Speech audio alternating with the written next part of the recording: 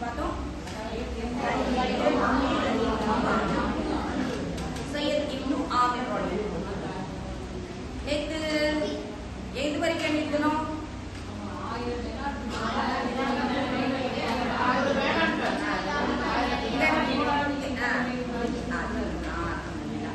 அப்போ 1000 தினார் எடுத்துட்டு வந்து அந்த ஆர்டினர் கிட்ட அமீருல் முஃமினீன் கொடுத்ததாக கையில வாங்கின உடனே அந்த இன்னா லில்லாஹி வ இன்னா இலைஹி ராஜிஊன் என்று ஒரு சப்தமாக சொல்றாரு. பார்த்த உடனே அப்போ ஒரு தேவையான ஒரு பொருட்கள் தேவையான அந்த நிலையில நமக்கு தேவைன்னா நம்ம அல்ஹம்துலில்லாஹ் அப்ப கிடைச்சிருச்சுப்பா நமக்கு. அதுவும் யாரு? அமீருல் முஃமினீன் நமக்கு தனியா அனுப்பியிருக்காங்க. இப்போ நமக்கு தேவைகளை பூர்த்தி செய்யக்கூடிய டைம் ஆயிடுச்சு, நமக்கு கிடைச்சிருச்சுன்னு நினைப்போம். ஆனா அந்த நேரத்துல யார் இவர்னா வரலாறுலயே யாருமே இந்த மாதிரி சொன்னதே இல்லையா அவரை தவிர. இந்த இன்னா லில்லாஹி வந்து யாருமே சொல்லல. யாராவது சொல்லுவாங்களா? யாருமே சொல்ல மாட்டாங்க. அவருடைய வாழ்க்கை வரலாறுலயே இந்த மாதிரி யாரும் சொன்னதில்லை அப்படின்னு அந்த வரலாறுல குறிப்பிடுறாங்க. அப்போ இவர் யார்? இந்த சஹாபி யாரு? Who is he அப்படின்னு நம்ம பார்க்கலாம். யார் இவர்? இந்த மாதிரி பணத்தை கொடுத்து வேண்டாம்னு சொல்லிட்டாரு அப்படின்னு சொல்லி பார்க்கும்போது இவர் யார் அப்படின்னு பார்த்தீங்கன்னா மக்கால காபிர்கள் ஒரு என்ன அப்படின்னா மக்கால வந்து பாத்தீங்கன்னா ஒரு சஹாபி குபைப் ரலி அப்படின்னு சொல்லிட்டு குபைப் யார் அப்படின்னு பாத்தீங்கன்னா அவருடைய தனிய வாழ்க்கை வரலாறு இருக்கு. சரியா? நம்ம அதுக்கப்புறம் பார்க்கலாம். அவர் யார் அப்படின்னா மக்கத்து முஷ்ரிக்குகள் அவங்கள வந்து பிடிச்சி வச்சிருந்தாங்க.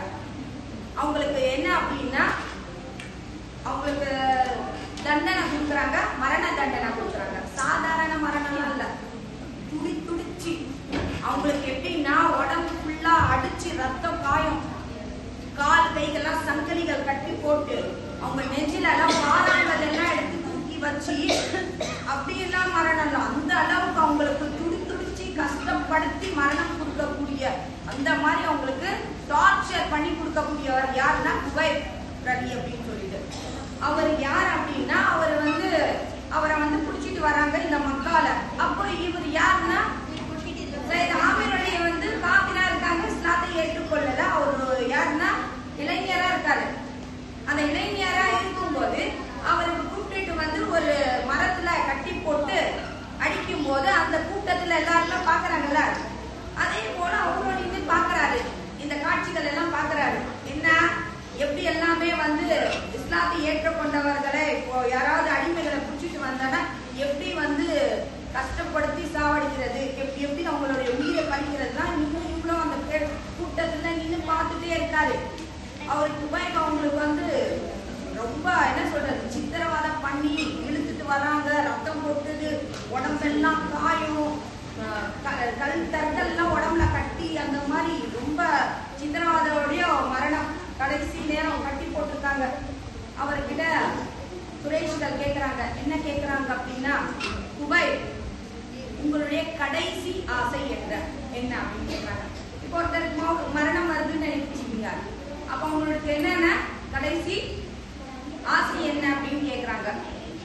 அப்போ வந்து குபைப் ரலி என்ன சொல்றாங்க, அவர்தான் சஹாபாக்களில் முதல் சொன்ன வார்த்தை என்னன்னா, என்னை படைத்தான் இல்ல என்னுடைய இறைவன் ரப்பு, அவனுக்காக 2 ரக்காத் நான் தொழுது கொள்றேன். மரணம் தெரிய வந்துச்சு, இதோ மரணம், இப்போ மரணிக்க போறாரு, ரெடியா இருக்கு மரணம். அந்த நேரத்துல அவருடைய பதில் எப்படி பதிலா இருக்கு பாருங்களா, என்னை படைத்தான்ல என்னுடைய ரப்பு, அவனுக்காக 2 ரக்காத் நான் தொழுதுக்கிறேன். அதுக்கு மட்டும் எனக்கு அவகாசம் கொடுங்க, அப்புறம் அனுமதி கொடுங்க, நான் தொழுதுட்டு வந்தது. மரணத்துடைய பயத்தோட நிற்போம். மரணம் வருது, எப்படி ஆகும் மரணம் அப்படின்னு சொல்லிட்டு அப்போ இந்த மரணத்துடைய பயத்தோட நிக்கிறாங்க.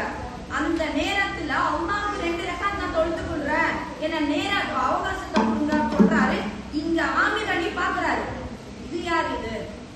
இந்த அளவு மரணிக்கிற நிலை நிற்கிறாரு, உடம்புல ரத்தம் கொட்டுது, அவ்வளவு காயப்படுத்துறாங்க. இருந்தாலும் அந்த நிலையிலையும் இப்போ அல்லாஹ்வை ஏற்றுக்கொண்டு வந்தவர் தான் அப்ப இவர் காபிரு. அல்லாஹ்னா யாரு? அப்ப அவருக்கு தெரியாது. இஸ்லாமை ஏற்றுக்கொண்டார். இவர் யாரு? இவர் இந்த மாதிரி அடிபட்டு சாவுற நிலையில நின்னாலும் என்ன படைச்சவனை நம்ம 2 ரக்காத் தொழுதுக்கிறேன் அப்படின்னு கேட்கிறாரே அப்படின்னு அவருக்கு அப்பவே அவர் தலையில சுத்துது. என்ன இது, யார் இது அப்படின்னு சொல்லிட்டு இந்த ஒரு விஷயம் அவங்க மனசுக்கு அன்னிலேருந்தே அவங்களுக்கு ஒரு வற்புறுத்திட்டே இருக்கு. என்ன இது, யார் இவர் அப்படின்னு சொல்லிட்டு கொஞ்ச நாட்கள் அதே மாதிரி குபைப் ரலியல்லாஹு எடுத்துட்டு வந்து அவங்களுடைய ஷஹீதாக்கி விட்டுறாங்க. அவங்க மௌத்தாயிடுறாங்க. இந்த சம்பவம் அவர் கண்ணால பாக்குறாரு.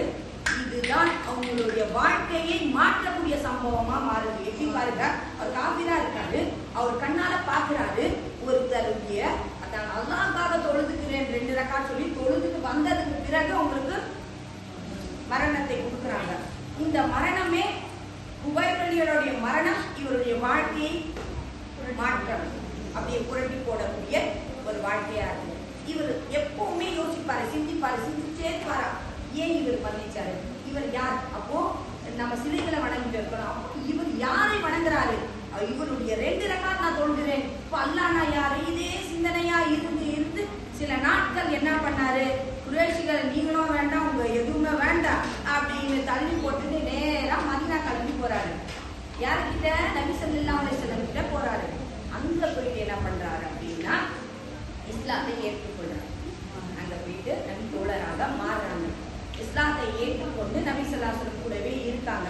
சில நாட்களுக்கு பிறகு அபூபக்கர் சித்திக் ரலியல்லாஹு யாரு வராங்க, கலீஃபாவா வர்றாங்க. உமர் ரலியல்லாஹு. இப்ப 2 பேர் கலீஃபாவா இருக்கும்போது நம்ம யாருக்காவது டிசிஷன் கேட்கணும்ல, கொஞ்சம் நல்ல ஐடியா சொல்லுவாங்க. இப்போ ஒரு குரூப்ல நல்ல அறிவாளி இருப்பாங்க, அவங்ககிட்ட கேட்கலாம்ப்பா, நல்லா படிச்சு டேலண்டா இருக்காங்க அப்படின்னு சொல்ற மாதிரி அவர்கிட்ட அந்த ஆள் அவங்க எல்லாருக்குமே கவர்னரா அவங்க கிட்ட கேட்பாங்க. ஏதாவது ஒண்ணு கேட்கணும் அப்படின்னு சொல்லிட்டு அவங்க கிட்ட ஏதாவது ஆலோசனைகள் கேட்கக்கூடியவர் யார் இருந்தாங்க, அந்த இடத்துல ஆமீர் அலியார் இருந்தாங்களா. ஒரு நாள் என்ன ஆகுது அப்படின்னா அவர் பாருங்க எந்த அளவுக்கு அறிவாளியா இருந்தாங்க, எந்த அளவுக்கு அவங்களுடைய சிந்தனைகள் சிறப்பா இருந்துச்சு அப்படின்னா உமர் ரலியல்லாஹு கிட்ட சொல்றாங்க. என்ன சொல்றாங்க அப்படின்னா, நீங்க ஆட்சி கலீஃபாவா வந்துட்டீங்கன்னா நீங்கள் மக்களுக்கு நீங்க செய்யறதுக்கு அல்லாஹ்வை அஞ்சிக் கொள்ளுங்க. எந்த மாதிரி சொல்லி கொடுக்குறாங்க, அல்லாஹ்வை நீங்க என்ன பண்ணுங்க, அஞ்சிக் கொள்ளுங்க. ஏதாவது நீங்க முடிவெடுக்கணும்னா எது இருந்தாலும் நீங்க என்ன மக்களுக்கு நீங்க ஆளுநரா வந்துட்டீங்க, அப்போ நீங்க அல்லாஹ்வை அஞ்சிக் கொள்ளுங்க. 2வது இந்த மக்களுக்கு நீங்க செய்யணும்னா உங்களுடைய குடும்பத்துக்கு எது நல்லதோ அதுதான் அந்த மக்களுக்கும் நல்லது. உங்க குடும்பத்துக்கு எது கெடுதலோ அதுதான் உங்களுடைய மக்களுக்கும் கெடுதி அப்படின்னு நீங்க இதுவும் எடுத்துக்கொள்ளுங்க. 3வது விஷயம் சொல்றாங்க, வாக்குறுதி உறுதியாக இருங்க. நம்ம இன்னைக்கு ஒரு முஸ்லீம்னா நம்ம வாக்குறுதியில தான் மீறி போகிறோம். இப்போ இருக்கிற ஜெனரேஷன் சொல்றேன். இப்போ நம்ம சொல்றோம் ஆஜாத்துஜி போறதே இல்லை, அப்போ பொய்யரா பாயிருக்கோம். முடிஞ்சா சொல்லுங்க, இன்ஷா அல்லாஹ் ஃபர்ஸ்ட் சொல்லுங்க. முடிஞ்ச அளவு என்னால நிறைவேற்றணும்னா அந்த வாக்குறுதி கொடுங்க. உங்களால அந்த நிறைவேற்ற முடியலன்னா அந்த வாக்குறுதி கொடுக்க கூடாது. அந்த அளவுக்கு நீங்க வாக்குறுதியில் உறுதியாக இருங்க. உங்களுக்கும் அல்லாஹ்வுக்கு நடுவுல இருக்கக்கூடிய இபாதத்தோ இல்லை நீங்க செய்யற செயல்பாடோ உங்களுக்குள்ளாரே இருக்கட்டும், மற்றவங்களுக்கு நீங்க பயப்பட தேவையில்லை. இது எல்லாம் யார் சொல்லி கொடுக்குறாங்க? ஆமீர் அலி அவங்களுக்கு இந்த ஆலோசனைகள் இதெல்லாமே சொல்லி கொடுக்குறாங்க. சரி, சில நாட்கள் ஆகுது. அப்போ யாரு உமர் ரலியல்லாஹு ஆட்சி காலம், உமர் ரலியல்லாஹு ஆட்சி வருது. அப்போதான் என்ன ஆகுது அப்படின்னா அந்த கிங்ஸ் மாகாணம், அப்ப எல்லாருக்கும் ஒவ்வொரு மாகாணத்துல பிரிச்சு கொடுக்குறாங்க. இவரு ஒவ்வொரு ஆளுநரா பிரிக்கிறாரு, இவருக்கு இங்க அப்படின்னு. அந்த நேரத்துல இந்த கிங்ஸுடைய மாகாணத்துக்கு இப்னு ஆமீர் அலி அப்படின்னு எழுதி ஒரு சீட்டோ எழுதி கொடுத்துட்டாரு. கொடுத்த உடனே யார ஆளுநர் இவரை போட்டுட்டாரு. அவர் கையில வாங்கிட்டு எல்லாருக்கும் பதவி ஆசை இருக்குமா இல்லையா? எல்லாருமே ஆசைப்படுவாங்க. அந்த காலத்துல பாருங்க, அந்த பதவிக்காக அழுகிறாரா, எனக்கெல்லாம் இந்த அல்லாவுடைய இதுக்காக எனக்கு நான் தப்பு இப்படி செஞ்சேன்னா அல்லா கிட்ட நான் போய் தண்டனையை அனுபவிக்க முடியாது, என்னால எனக்கு இந்த ஆட்சியெல்லாம் வேண்டாம், எனக்கு ஆளுநர் ஆட்சி வேண்டாம் அப்படின்னு சொல்லக்கூடியவரா இருக்காங்க. அப்போ உமர் அலியாருக்கு கோபம் வருது. என்ன மட்டும் நீங்க ஆட்சியில உட்கார வச்சுட்டீங்க, நீங்க இந்த மாதிரி பண்றீங்களா, நீங்க போறேன்னு சொல்றீங்களே, அப்ப நான் மட்டும் ஆட்சியில இருக்கு, நான் மட்டும் இந்த கஷ்டத்தை அனுபவிக்கணுமா? நீங்க பண்ண மாட்டீங்களா? நீங்க ஆளுநரா தான் இருக்கணும் அவங்கள வற்புறுத்தி கட்டாயப்படுத்தினதுக்கு பிறகுதான் அந்த கிம்ஸ் என்ற மாகாணத்தினுடைய ஆளுநரா இவரை தேர்ந்தெடுக்கிறாங்க. யார? இப்போ நல்லா தெளிவாயிடுச்சா? போகும்போது அதே மாதிரி ஒரு 1000 தினார் வந்து ஒரு பொட்டியா கட்டி அவர் கையில கொடுக்குறாரு. எங்க போகும்போது அந்த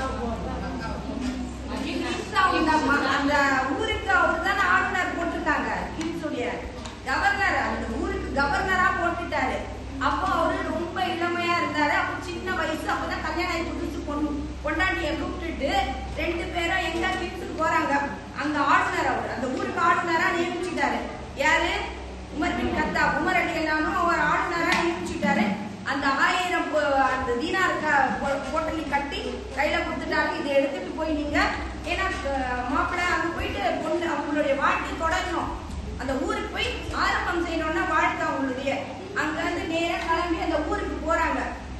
போனதுக்கு அப்புறம் அந்த 1000 தினார் அது எடுத்துட்டு அந்த ஊருக்கு போயிட்டு உட்காந்துட்டு அந்த மனைவி கிட்ட சொல்றாங்க, இந்த காசு வந்து இந்த ஊரு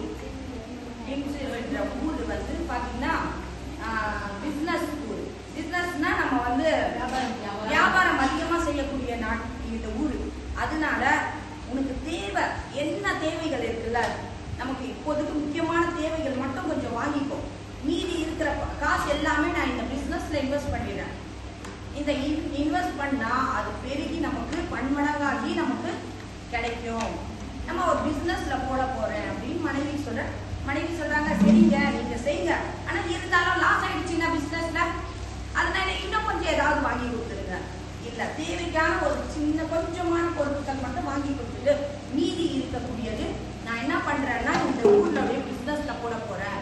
இது பெருகி நமக்கு மிக சிறப்பான ஒரு லாபம் கிடைக்கும் அப்படின்னு சொன்னதுக்கு அப்புறம் மனைவி சரிங்க நீங்க அப்படியே செய்யுங்க அப்படின்னு சொல்லிட்டு அதே போன்று அவரு போட்டுறாரு. சில நாட்கள் ஆகுது. ஆனதுக்கு அப்புறம் அந்த மனைவி கேட்கிறாங்க, எங்க பிசினஸ் எப்படி நடக்குது? பிசினஸ்லாம் நல்லா போதா? அது நல்ல சூப்பரா பிசினஸ் நடக்குது. அது பெருகிட்டே இருக்கு. அதுடைய லாபம் அள்ளிட்டே இருக்கு. அதிகமா இருக்கு லாபம் அப்படின்னு சொல்லிட்டே இருக்காங்க. சரியா? இன்ஷா அல்லாஹ் நாளைக்கு என்னென்ன லாபங்கள் எப்படி வரும் நாளைக்கு தொடரும் இன்ஷா அல்லாஹ். சரியா?